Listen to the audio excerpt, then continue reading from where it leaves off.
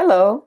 Olá, I hope you're all enjoying our program. espero que todos And now estejam we are going gostando to de nosso programa. introduce E yet agora estou another aqui para great apresentar speaker. mais um grande On orador. behalf of the Em nome da International Spiritual Associação Medicine Médico Association, Espírita I'm Internacional, honored tenho a to honra de introduce apresentar Dr. Rupert o Dr. Sheldrake, Rupert who Sheldrake, is que é internationally internacionalmente recognized reconhecido as a como scientist, cientista, writer, escritor and e lecturer. palestrante. Dr. Rupert Sheldrake is a biologist. He has a O Dr. Rupert PhD Sheldrake from é the um University of biólogo, ele Cambridge, tem and PhD he has pela authored Universidade de Cambridge, 9 books, é autor de including 9 Science livros, to Be, incluindo Ilusão da Studying the Ciência, que Spirit of liberta o Truth, espírito da which is investigação, known in the que US é as conhecido nos Estados Unidos como Science Set Free. Ciência Libertada. He was a fellow of Clare College in Cambridge Ele foi and a membro do research Clare College fellow em of the Cambridge Royal e Society. pesquisador da He's a Sociedade fellow Real. of the É Institute membro of do Noetic Instituto de Science Ciência in Noética da California Califórnia and of e Shoemaker do College Shoemaker in College Devon, in em England. Devon, na Inglaterra. He's best known for his hypothesis Ele é of muito conhecido por sua morphic hipótese presence, da ressonância and mórfica. E, na actually verdade, many of muitos us de nós, spiritual os thinkers palestrantes have espíritas, many times os cited citamos him muitas vezes when we talk quando about falamos the sobre spirit. We perispírito. make analogy between the Fazemos morphic analogia field entre os campos and perisphere. mórficos e perispírito. So he is well Assim, known ele é bem among conhecido spiritists. entre os espíritas. If you want to know more about Se Dr. quiserem Sheldrake, saber you mais can sobre go o to Dr. his Sheldrake, website podem acessar a página dele em www.sheldrake.org. www.sheldrake.org. So today, Dr. Sheldrake will talk about science and Hoje o Dr. spiritual Sheldrake practices, falará sobre and ciência e práticas with espirituais. great pleasure, E com grande prazer I give you the floor. vou dar a palavra ao Dr. Sheldrake. Você é muito bem-vindo.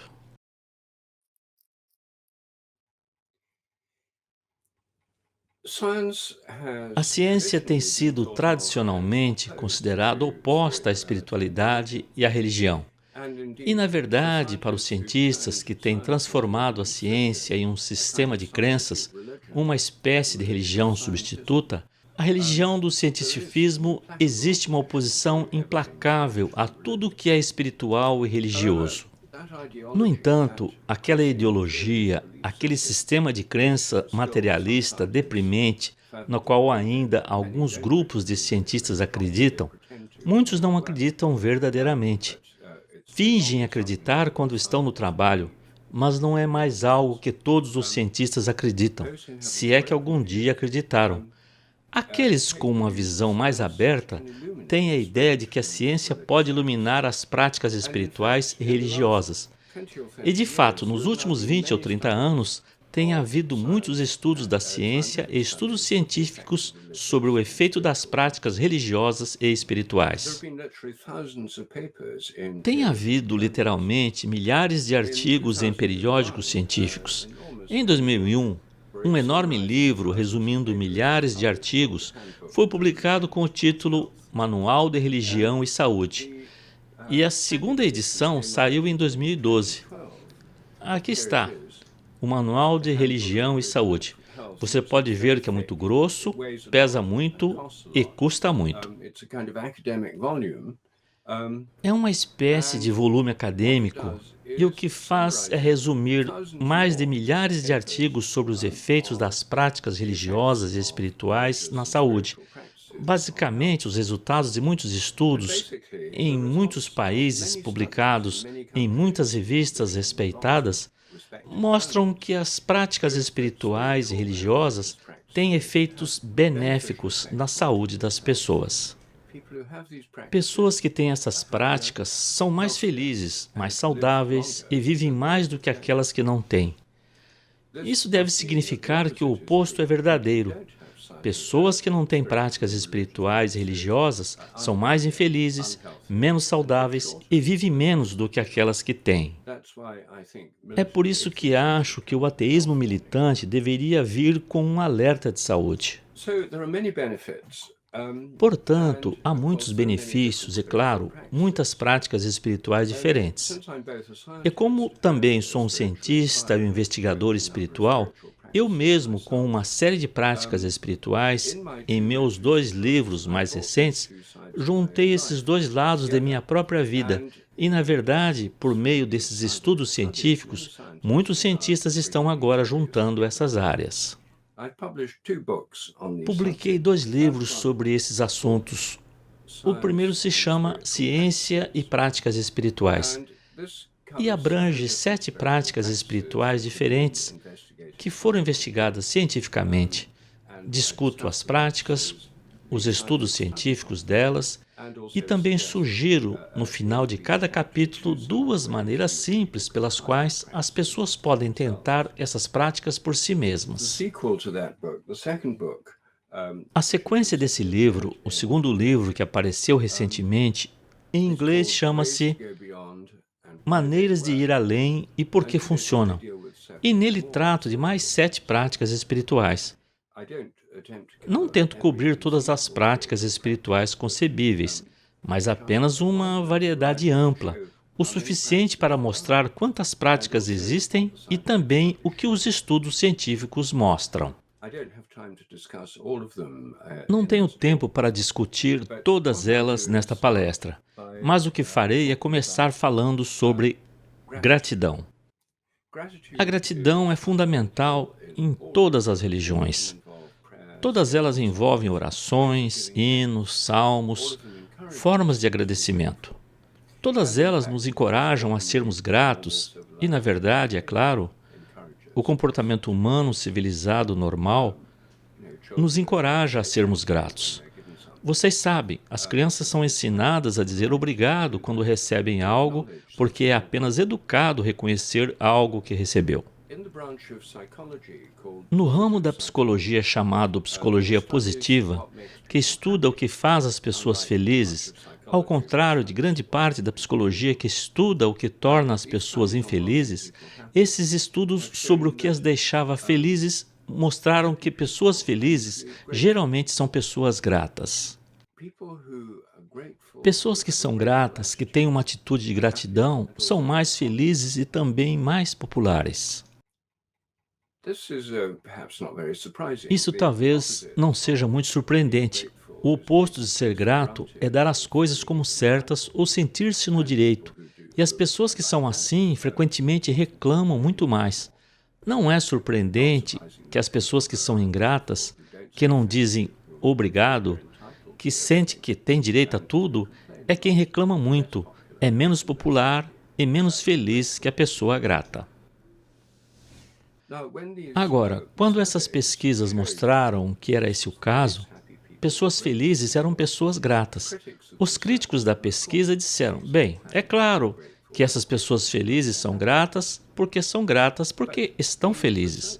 Mas os pesquisadores decidiram descobrir se elas são gratas porque estão felizes ou felizes porque são gratas. Então fizeram um experimento. Seu experimento mais simples envolve dividir um grupo de pessoas em 3 subgrupos aleatoriamente. Um desses subgrupos é convidado a escrever uma lista de problemas que eles tiveram na semana anterior, coisas que os deixaram infelizes. O segundo grupo é convidado a escrever uma história sobre algo que aconteceu na semana anterior. E o terceiro grupo escreve uma lista de coisas que aconteceram na semana anterior pelas quais são gratos. Depois de vários dias, as pessoas que escreveram a lista de gratidão estão mensuravelmente mais felizes do que aquelas que pensaram em seus problemas ou que apenas escreveram uma história. A gratidão torna as pessoas mais felizes mensuravelmente mais felizes por dias. Uma coisa simples como fazer uma lista. O exercício de maior sucesso que esses cientistas desenvolveram em seus experimentos foi o que chamaram de carta de agradecimento. Eles pediram aos participantes que escrevessem uma carta para alguém que os ajudou em suas vidas e que eles nunca reconheceram adequadamente. Poderia ser um professor, um membro da família, um amigo. Então eles escreveram uma carta agradecendo-lhes pelo que haviam recebido e daí foram até aquela pessoa e leram para ela. E as pessoas que fizeram isso ficaram consideravelmente mais felizes por até 2 meses depois. Sentiram um efeito enorme por serem gratas.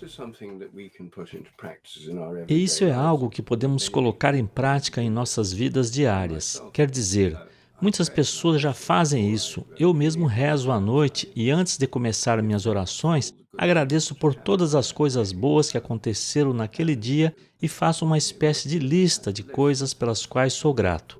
E isso é uma prática muito simples que qualquer um pode fazer. E se você ainda não faz isso, sugiro que experimente. Se você fizer isso por uma semana, apenas uma lista todas as noites, você pode escrever ou apenas pensar. Acho que você começará a notar um senso de conexão muito mais forte e, como resultado, começará a se sentir mais feliz. Outra forma de expressar gratidão é muito tradicional em muitas sociedades tradicionais. As pessoas rezam juntas antes de comer, dão graças a Deus ou a qualquer espírito ou ser que reconhecem como o poder de onde vêm todas as coisas. Nas sociedades seculares modernas, muitas famílias pararam de fazer isso. Acham que é antiquado ou alguns membros da família são ateus ou têm visitas que pertenceram a outra religião. Não querem incomodá-los. Há todos os tipos de razões pelas quais as pessoas pararam de fazer isso, mas acho que é uma grande perda. Não custa nada e faz uma diferença real. Em nossa própria família, fazemos uma pequena pausa antes de comermos, damos as mãos e agora, como temos hóspedes, não podemos por causa dos regulamentos da Covid, mas mantemos um espaço juntos e damos graças ou cantamos a graça ou apenas temos um breve período de silêncio, o que é mais simples, quando todos podem agradecer à sua maneira e reconhecer todas as muitas bênçãos que recebemos. É claro, o tipo de agradecimento que você faz depende do seu sistema de crenças. Se você for um materialista, ainda pode agradecer pelas pessoas que cozinham a comida, as pessoas que cultivaram o alimento, para a terra que dá origem à comida. Mas se o seu sistema de crenças ultrapassar os estreitos limites do materialismo, se você reconhecer as forças e os poderes espirituais, você pode agradecer a eles por todas as bênçãos em sua vida, mesmo por apenas estar vivo. E é claro que não há limite para o quão longe você pode ir em sua gratidão. Portanto, aqui está uma prática espiritual que todas as religiões encorajam. Todas elas têm formas de gratidão em hinos, orações e salmos e outras formas de expressões de gratidão. Algo que podemos empregar em nossas próprias vidas e o que faz é nos trazer mais ao fluxo. Tudo o que recebemos é um fluxo para nós de outras pessoas e do universo e da Terra. E ao agradecer, estamos dando algo em troca. Estamos reconhecendo esse fluxo e nos tornamos parte dele ao passar algo a outro. E é claro que, se formos realmente gratos, nos tornaremos mais generosos e contribuiremos para esse fluxo. Quando reconhecemos quanto do que temos como uma bênção, isso nos encoraja a sermos mais generosos e nos doarmos. A segunda prática espiritual sobre a qual gostaria de falar é a meditação. Hoje há muitas pesquisas sobre meditação e ela é praticada em muitas partes do mundo, em muitas religiões diferentes. Mais conhecidas hoje são as formas de meditação hindu e budista, mas é claro que isso é algo que monges e freiras cristãos têm feito por cerca de 1500 anos ou mais. São chamadas de oração contemplativa na tradição cristã. Passam muitas horas em exercícios, geralmente em orações repetitivas que são um pouco como mantras que têm um efeito meditativo. Existem dois tipos principais de meditação: aqueles que envolvem orações repetitivas ou mantras e meditação mindfulness, que envolve prestar atenção à respiração, às sensações no corpo. Ambas são maneiras de nos tornarmos presentes e nos desligarmos de um envolvimento no fluxo constante de pensamentos tagarelando em nossas mentes. Nosso diálogo interior cheio de, vocês sabem, coisas como preocupações, ansiedades, ressentimentos, fantasias, medos, todas as coisas que a nossa mente está cheia normalmente. As partes do cérebro envolvidas com esse diálogo interno são chamadas de rede de modo padrão. E durante a meditação, as varreduras cerebrais mostram que há uma diminuição da atividade da rede de modo padrão conforme chegarmos mais ao presente. À medida que nos concentrarmos no mantra ou na respiração, nos separamos dessa cadeia de pensamentos. Então, meditação é algo que traz as pessoas ao presente, faz com que se sintam mais calmas, tem efeitos fisiológicos mensuráveis, reduz a pressão arterial, as pessoas dormem melhor, pessoas que meditam regularmente ficam menos deprimidas, e essa é uma das razões porque agora você pode obter uma receita para a meditação de um psiquiatra aqui na Grã-Bretanha, em nosso Serviço Nacional de Saúde, porque a meditação tem se mostrado capaz de neutralizar a depressão leve e moderada com mais eficácia do que os medicamentos antidepressivos, e claro, com menos efeitos colaterais, e claro, também é mais barato. Muitas pessoas meditam porque as fazem se sentir melhor e muitas vezes é promovido como um meio secular de melhorar a saúde mental e emocional, um pouco como uma espécie de ginástica mental. Cerca de 18 milhões de americanos agora meditam nos Estados Unidos, tornando-se um grande movimento popular. Quando eu era criança, nunca tinha ouvido falar em meditação e não conhecia ninguém que a praticasse. Quase todo mundo que conheço, pelo menos, já tentou, mesmo que não tenha continuado com isso. Ela tem efeitos mensuráveis na fisiologia do bem-estar, mesmo na anatomia do cérebro. Varreduras cerebrais de monges tibetanos que meditaram por anos mostram mudanças anatômicas que são resultados reais dessa meditação na própria estrutura de seus cérebros. Agora, a meditação pode ser feita por pessoas que são materialistas ou ateus, e de fato, muitos ateus já reconheceram o valor das práticas espirituais, em parte por causa da pesquisa a que me referi anteriormente.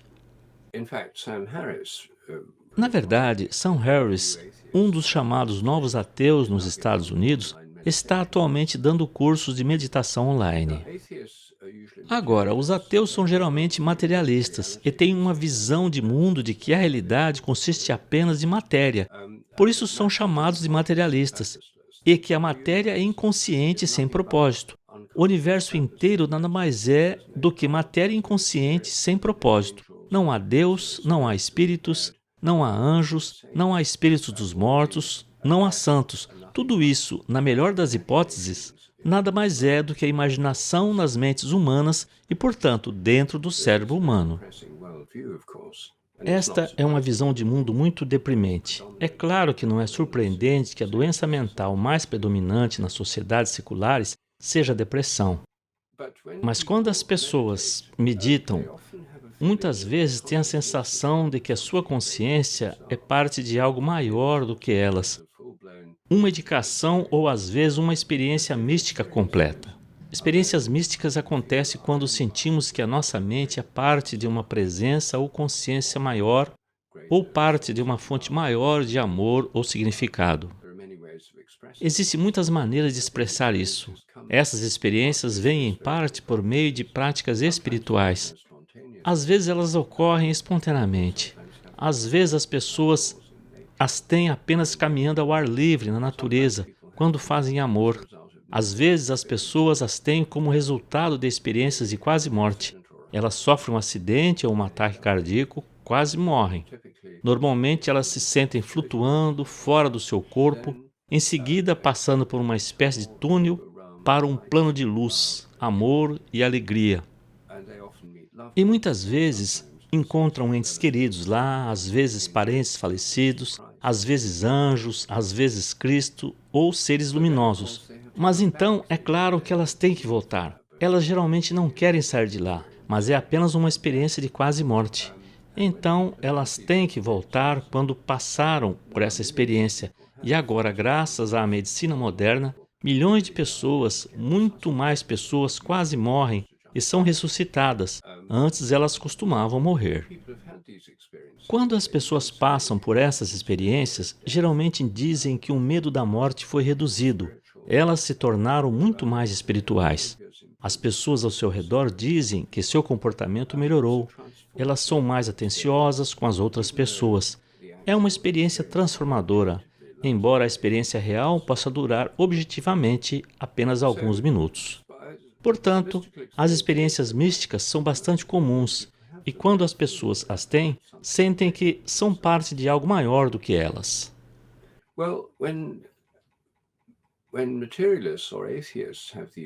Bem, quando materialistas ou ateus têm essas experiências, quando meditam ou apenas espontaneamente, eles tentam explicar dizendo que lá não existe consciência. Não há Deus, não há espírito, não há anjos, tudo está dentro do cérebro. A mente nada mais é do que a atividade do cérebro. Portanto, todas essas experiências estão dentro da cabeça. A meditação está afetando o cérebro, afetando os neurotransmissores e a atividade elétrica no cérebro. E, de fato, isso é verdade. Nós sabemos que ela faz todas essas coisas, mas então eles dizem que não há nada além dessas coisas.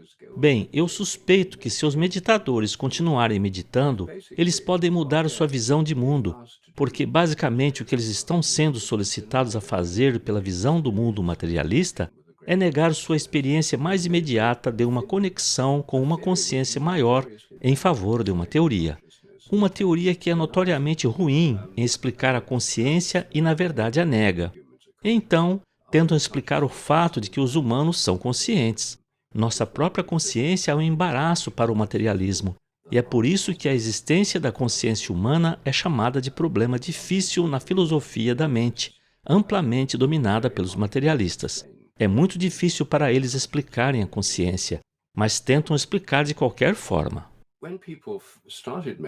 Quando as pessoas começaram a meditar em mosteiros cristãos, em mosteiros budistas, hindus, homens sagrados em cavernas e mulheres sagradas meditando sob as árvores e na selva, nas cavernas e mosteiros, eles não estavam fazendo isso para que pudessem relaxar após um dia atarefado de trabalho ou parar de se sentir esgotado pelas pressões da vida moderna, ou para poder dormir melhor.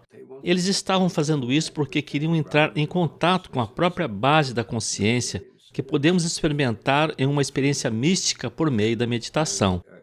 E isso se tornou motivação para eles. Eles estavam fazendo isso porque sentiram que isso os conectava a algo muito maior do que eles.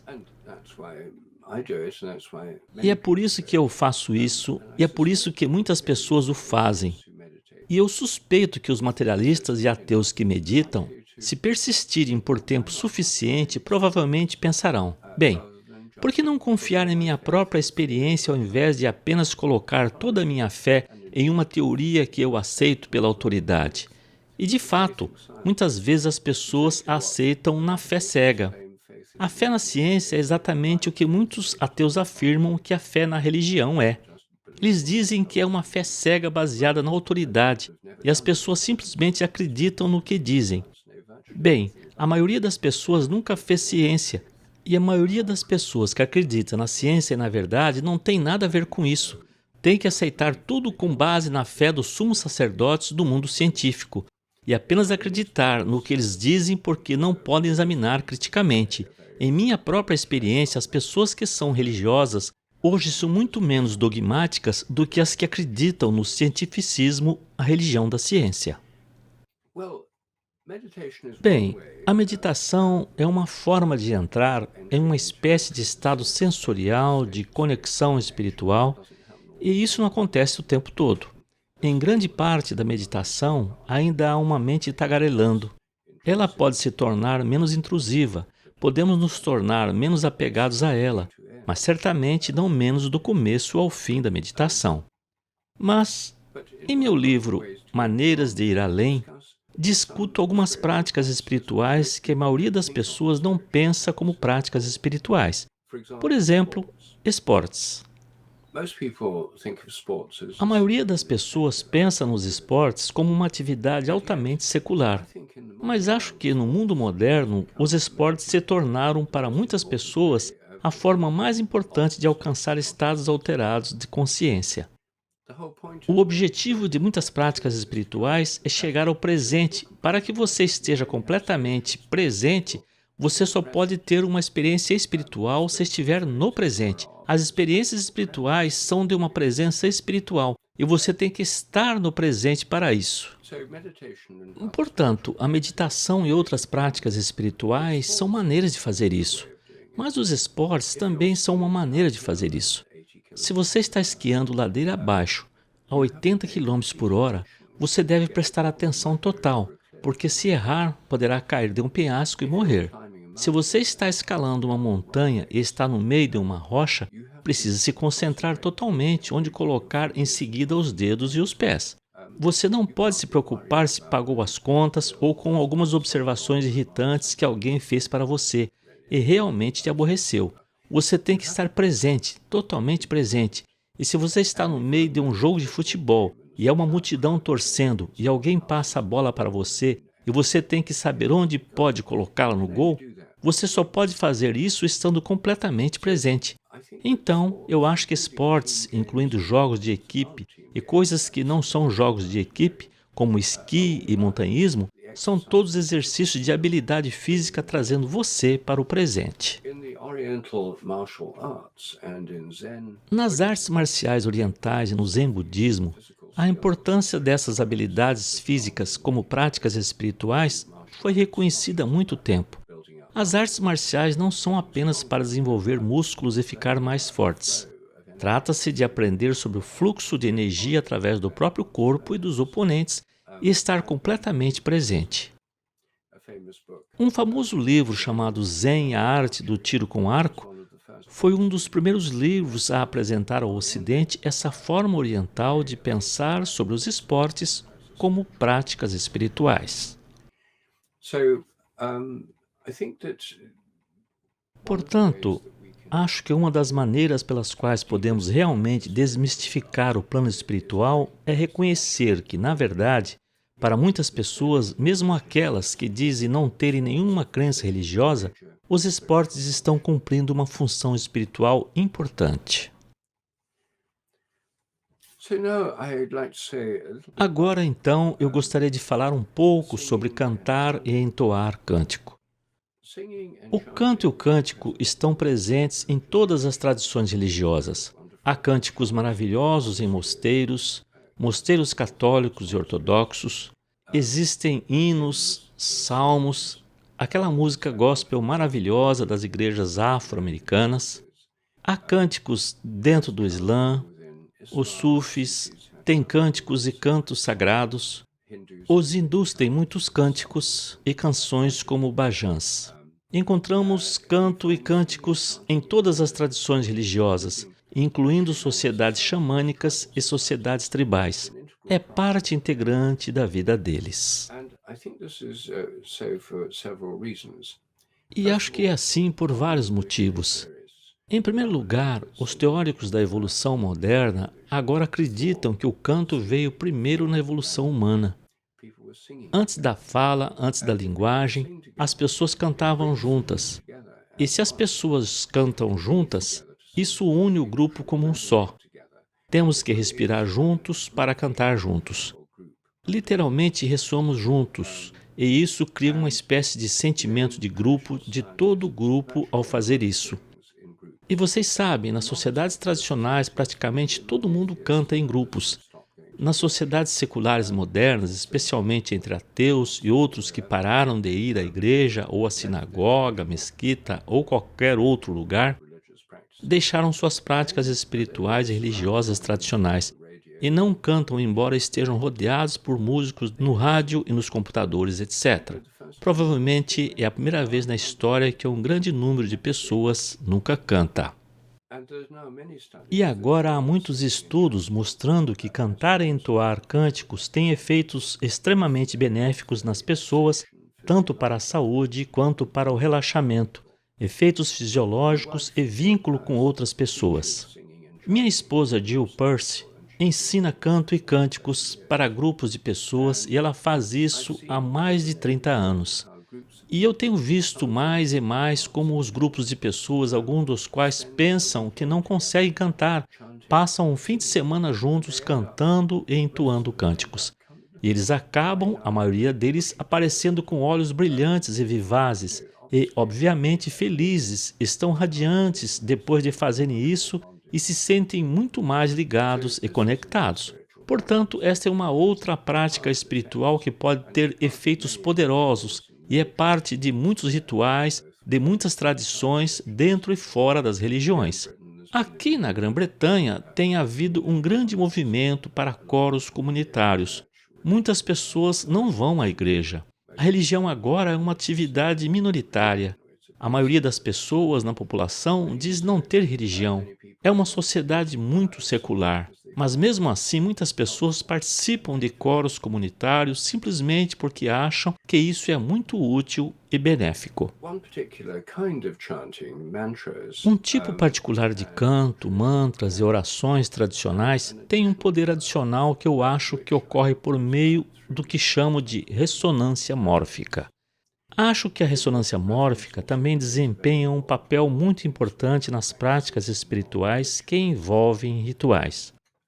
Todas as religiões, e de fato a maioria das sociedades seculares, têm rituais. E muitos rituais envolvem a reconstituição de uma história de fundação desse grupo social. E ao participar do ritual, as pessoas individuais tornam-se parte desse grupo, conectadas com outros membros desse grupo no presente, mas também com todos aqueles que o fizeram no passado desde a primeira vez que isso aconteceu. Um exemplo desse tipo de ritual é a festa judaica da Passover.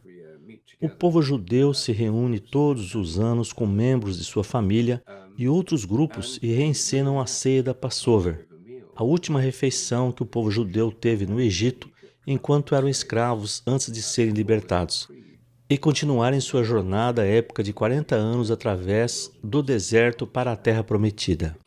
Um ponto-chave na história judaica. Assim, eles reencenam aquela refeição pascal e contam a história da primeira Páscoa. E ao fazerem isso, tornam-se parte da comunidade judaica e se conectam. A comunidade da igreja atual se conecta com o passado desde a primeira refeição pascal, conectando todas as gerações intermediárias desde então. A Sagrada Comunhão Cristã é outro ritual desse tipo. Originalmente uma refeição pascal, e os cristãos em Sagrada Comunhão em todo o mundo reencenam regularmente esta última ceia de Jesus com seus discípulos, nesta refeição ritual de pão e vinho. Agora, infelizmente, só pão, porque o vinho que temos na igreja anglicana aqui na Inglaterra está proibido por motivos da Covid. De qualquer maneira, espero que volte logo. É uma refeição ritual. É compartilhar um ritual.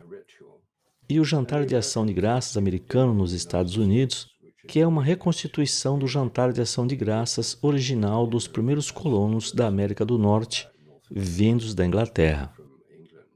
Eles agradeceram por sobreviver e poder viver naquela nova terra.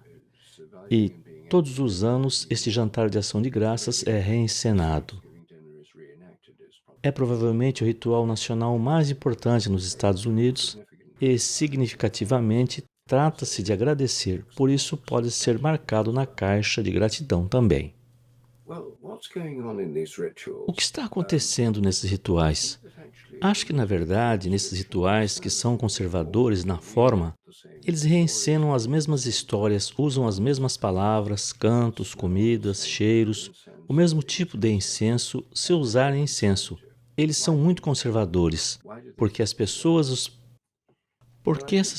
os praticam? Porque eles acham que funcionam bem? Acho que a ressonância mórfica pode ajudar a fornecer uma compreensão mais profunda dos rituais. Primeiro, provavelmente, terei de dizer algumas palavras sobre ressonância mórfica para aqueles que não estão familiarizados com a ideia. Portanto, vou apenas resumir isso brevemente e, em seguida, vou voltar aos rituais e algumas implicações adicionais da ressonância mórfica. A ressonância mórfica é a ideia de que existe um tipo de memória na natureza. O universo tem memória.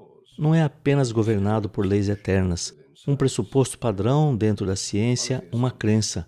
Um dos pressupostos ou dogmas do materialismo é que no momento do Big Bang, no início do universo, todas as leis da natureza foram fixadas como uma espécie de código cósmico napoleônico.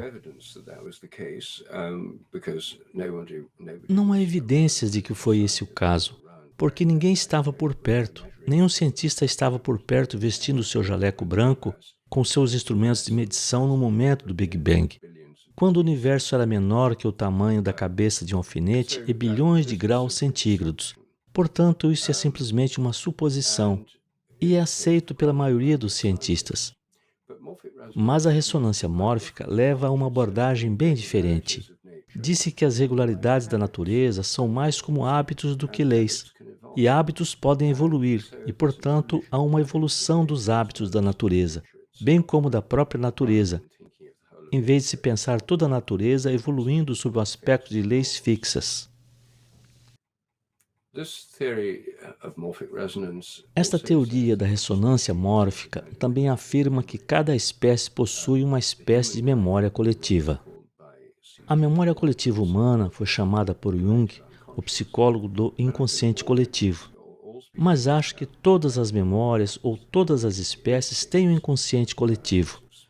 Os instintos dos pássaros, aranhas e de todos os tipos de animais são uma espécie de memória coletiva, da maneira como seus ancestrais se comportaram e responderam aos desafios.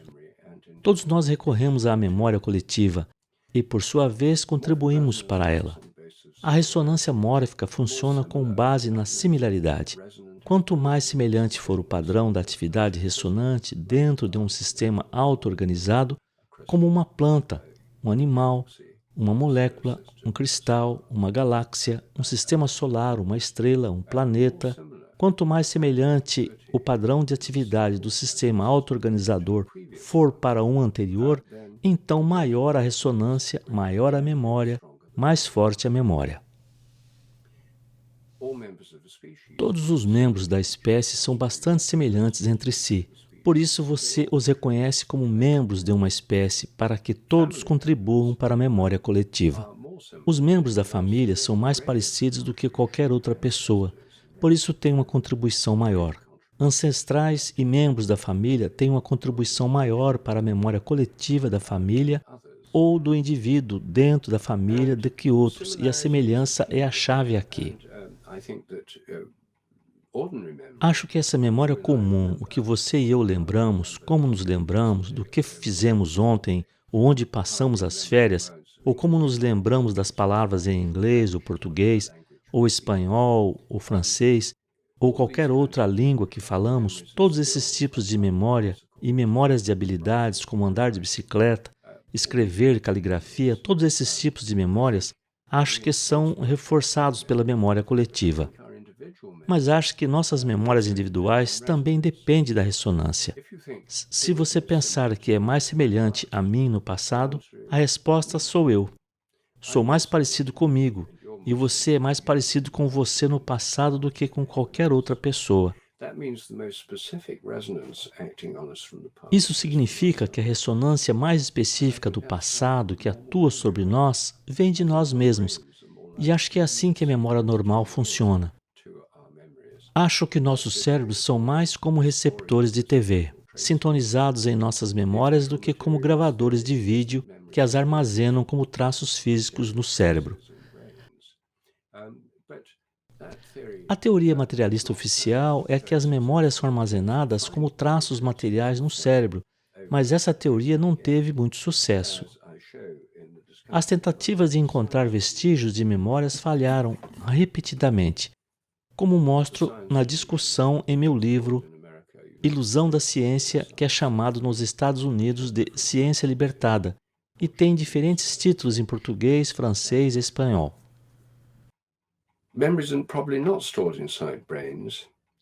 As memórias provavelmente não estão armazenadas dentro dos cérebros e, portanto, o argumento materialista padrão sobre a sobrevivência e a morte corporal pode não ser válido. Os materialistas gostam de argumentar que são eliminados com a morte. Se todas as memórias são eliminadas na morte do cérebro e na deterioração do cérebro, então a sobrevivência à morte corporal é impossível. É impossível que as pessoas sobrevivam e tenham uma vida após esta vida como espíritos ou como almas, ou em qualquer forma que você os conceba. É impossível para os ancestrais nos influenciarem hoje. É impossível para os médiuns espirituais contactarem os ancestrais e, portanto, essa crença, ou melhor, a suposição de que as memórias estão no cérebro, parte fundamental do sistema de crença ateísta e material, não é suportado de forma alguma por boas evidências. A ressonância mórfica explica isso melhor e acho que também dá uma nova luz sobre a sobrevivência. Se as memórias são armazenadas no cérebro, elas são eliminadas na morte. Se não estiverem armazenadas no cérebro, podem sobreviver, porque não estão dentro do cérebro. Ainda deve haver algo para sintonizar com elas. Essa é outra questão. Mas é interessante que danos cerebrais podem levar à perda de memória, mas isso não significa necessariamente que as memórias estejam armazenadas lá.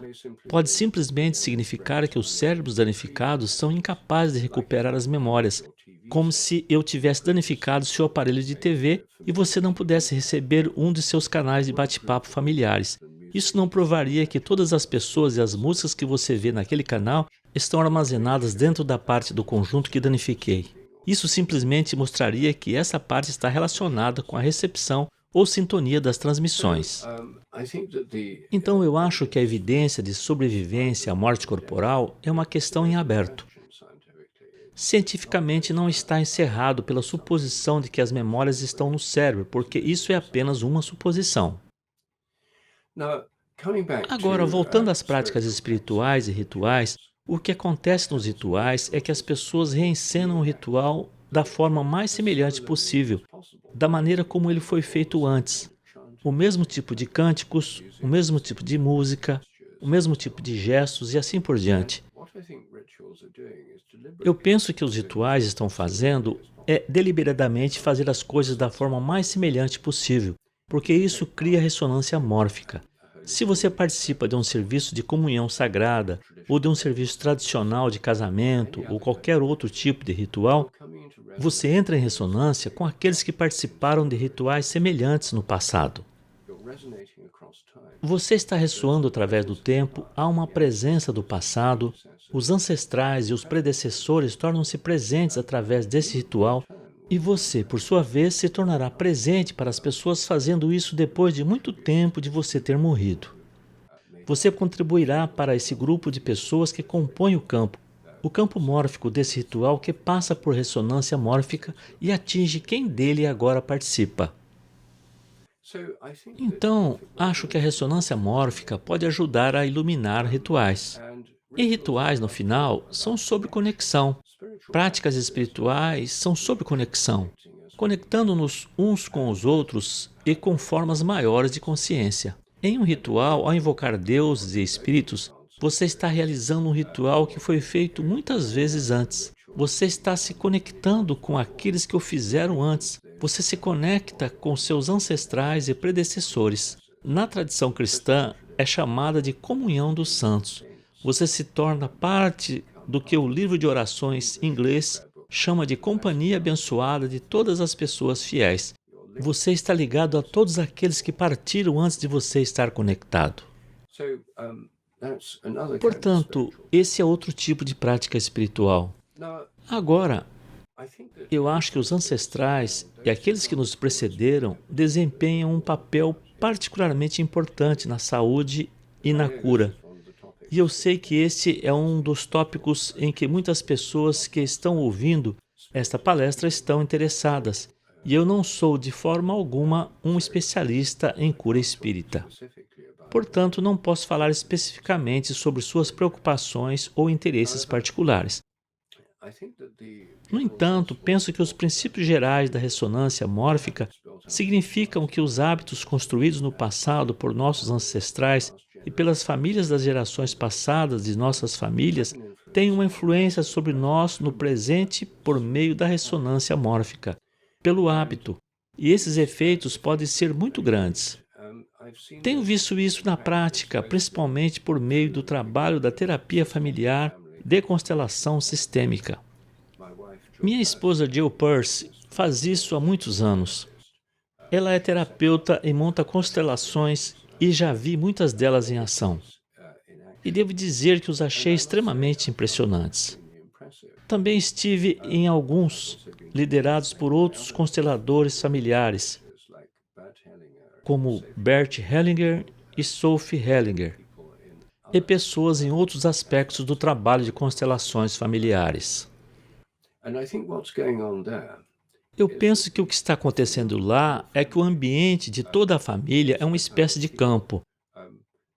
Bandos de pássaros têm um tipo de campo que mantém os bandos se movendo.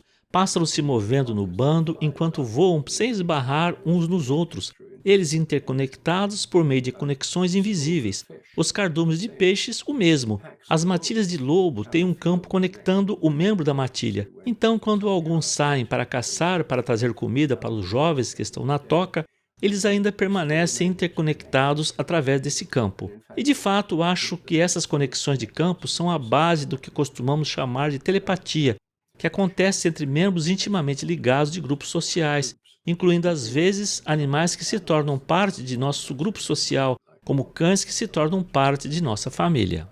Eu escrevi um livro chamado Cães, que sabe quando seus donos estão voltando para casa, sobre cães que pegam as intenções de seus donos. Eles sabem quando estão voltando em experimentos que mostramos que isso não é apenas uma questão de rotina ou sons familiares, mas acontece mesmo quando as pessoas vêm em horários selecionados aleatoriamente em veículos desconhecidos, quando ninguém em casa sabe quando eles estão vindo. O cachorro apanha suas intenções à distância. O campo é uma área de interconexão que molda a maneira como as pessoas se relacionam.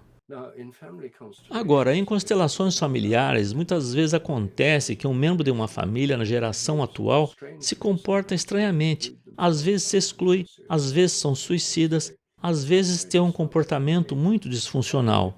E a psicoterapia individual não é muito boa para explicá-lo. O que eu acho pode estar acontecendo, e o que os terapeutas de família acham que está acontecendo, é que em uma geração anterior, pode ter havido um membro da família que foi excluído porque cometeu um crime ou fez algo terrível, ou se excluiu de alguma forma ou cometeu um assassinato ou suicídio.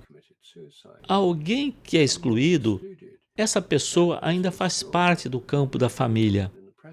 E na geração atual, alguém pode assumir esse papel sem saber por quê, mesmo sem saber nada sobre a história da família, e ao se excluir ou se tornar suicida, está sendo leal àquela pessoa que está representando nesta geração. E nesta forma de terapia, voltando às gerações anteriores, trazendo a pessoa excluída, integrando-a com o campo familiar, muitas vezes tem efeitos de cura profundos.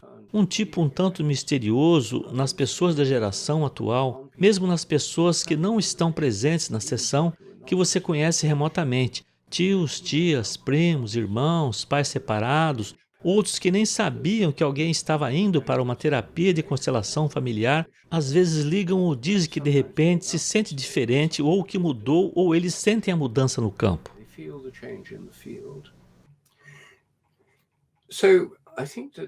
Então, penso que o que aconteceu no passado, o que aconteceu com os ancestrais, o que aconteceu na história no passado, pode definitivamente influenciar as pessoas agora. E dentro da ciência costumava ser negado que poderia haver qualquer influência, mesmo através da propagação sexual, pois eles pensavam que apenas os genes podem ser herdados e os genes são todos fixos e não podem ser alterados no curso da experiência. Entretanto, agora sabemos que a herança epigenética permite a herança de caracteres adquiridos.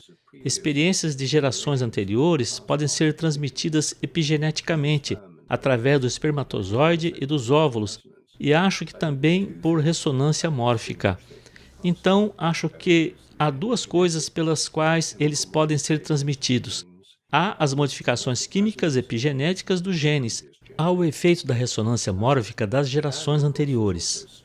E claro, também há histórias e mitos e coisas que eles podem ouvir sobre as gerações anteriores conscientemente e que influenciam as pessoas. E às vezes a cura depende do restabelecimento desse vínculo saudável com o passado. E imagino que muitas curas espíritas possam se enquadrar nessa categoria. E ao contatar pessoas de gerações anteriores que já morreram, esse contato com ancestrais, ou com pessoas que vieram antes, pode ter um efeito de cura, porque eles podem continuar a influenciar mesmo que estejam mortos. E, afinal, é corrente no cristianismo, islã e hinduísmo que pessoas abençoadas no passado ainda podem nos ajudar. É por isso que católicos e ortodoxos oram para os santos. E assim também os sufis rezam para os santos sufis e os hindus rezam para os santos hindus, porque, embora tenham partido, eles ainda são capazes de influenciar nossas vidas agora. Esta é uma crença muito difundida. Centenas de milhões de pessoas, provavelmente bilhões de pessoas, fazem isso, mas não se encaixa no mapa científico materialista atual.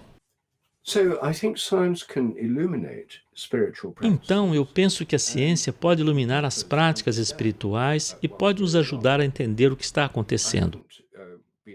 Não consegui falar sobre muitas práticas espirituais diferentes. Como disse, há 7 em cada um dos meus livros, e se você estiver interessado, pode ler esses livros que agora estão traduzidos para uma ampla variedade de idiomas. E cada um oferece exemplos no final de cada capítulo, de como tentar essas práticas por si mesmo, se ainda não as estiver tentando.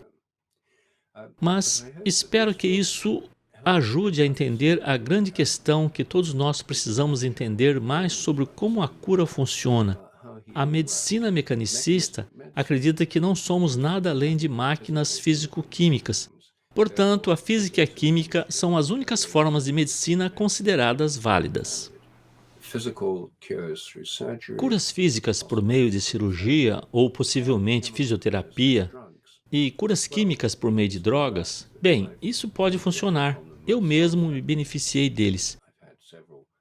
Já fiz várias cirurgias que salvaram minha vida após acidentes e assim por diante, e todos nós nos beneficiamos deles. Certamente nos beneficiamos da odontologia moderna, que é bastante mecanicista. Mas existem formas de cura que envolvem mais do que apenas a física e a química. E dentro da medicina, isso é hoje reconhecido como um efeito placebo. O efeito placebo nos diz que existem poderes de cura que vão além do que seria esperado da cirurgia ou drogas sozinhas. E o que é mais importante, esses poderes de cura, o efeito placebo, é encontrado em todas as áreas da medicina e é muito poderoso. Na verdade, comumente os pesquisadores clínicos o consideram como um incômodo, porque interfere nos testes de drogas, porque muitas drogas não funcionam melhor do que o placebo. Não entendemos o que são os placebos. Eles são basicamente coisas que envolvem emoções, expectativas, esperanças das pessoas, e todos têm efeitos de cura poderosos. Então, há muitas formas de cura que podem curar além da medicina existente. Eu mesmo não penso nisso ou naquilo, mas acho que precisamos de uma medicina integrativa, que inclui o melhor da medicina ocidental, do tipo alopático, mas também inclui outros tipos de medicina que pode funcionar. Se fizermos pesquisas médicas em que observamos os efeitos de diferentes tratamentos e apenas fizermos a pergunta, funciona? As pessoas melhoram? Então a resposta é que existem muitas terapias que ajudam algumas pessoas, umas melhoram, outras não, mesmo com a medicina mecanicista, padrão tradicional ocidental. Apenas algumas pessoas melhoram algumas vezes. Se todos melhorassem o tempo todo, ninguém jamais morreria. Portanto, nenhum método na medicina tem 100% de sucesso no sentido de curar a todos e impedir a morte. Mas acho que quando temos pesquisas médicas baseadas em pesquisas de eficácia comparativa, o que funciona comparando métodos diferentes, vendo qual funciona melhor, então se um deles funciona melhor do que os outros e as pessoas dizem, bem, isso é apenas porque tem mais efeito placebo. Você diz, bem, não importa para as pessoas quais são melhores, não importa como você chame, a questão é se elas são melhores ou não. Penso que há muito que não sabemos na pesquisa de cura. Muito o que precisamos saber e espero que, com a ciência se abrindo, haja muito mais investigação de métodos de cura que vão além dos meros físicos e químicos. Entenderemos muito mais sobre nossa saúde, nossa natureza E tenho certeza de que as práticas espirituais desempenharão um papel cada vez mais importante nisso, pois já descobrimos como elas são importantes. Mas há muito mais ainda para aprender. Eu espero um dia em que a espiritualidade, religião, saúde, cura e ciência trabalhem juntas para uma vida humana melhor e bem-estar, em uma melhor harmonia de nossas vidas uns com os outros e com o planeta em que vivemos. Penso que esse dia está chegando. Acho que os sinais, e muitos desses sinais, são na verdade bastante encorajadores, em parte porque enfrentamos terríveis crises. De qualquer forma, gostaria de concluir dizendo que desejo tudo de bom para vocês, tudo de bom para a sua conferência e também para seu trabalho de cura que, tenho certeza, está fazendo bem no mundo e que espero que continue a fazer o bem e ajudar os outros. Obrigado. Thank you so very much, Dr. Sheldrake, Muito obrigado, Dr. Sheldrake, por esta palestra esclarecedora e sua explanação sobre a ciência, explicando essas curas, as práticas espirituais. E como disse, precisamos de muito mais pesquisas para realmente trazer estas práticas espirituais, dar a elas um papel mais sólido na saúde. Então, estamos realmente muito interessados. Acho que você nos deixou ainda mais interessados em aprender mais sobre a ressonância mórfica e mais sobre campos mórficos, e realmente esperamos que em um futuro próximo você volte e nos diga mais sobre esse tema. Enquanto isso, leremos seus livros. Então, muito obrigada e estamos ansiosos por mais discussão quando fizermos as sessões de perguntas e respostas. Obrigada. Ótimo. Obrigado.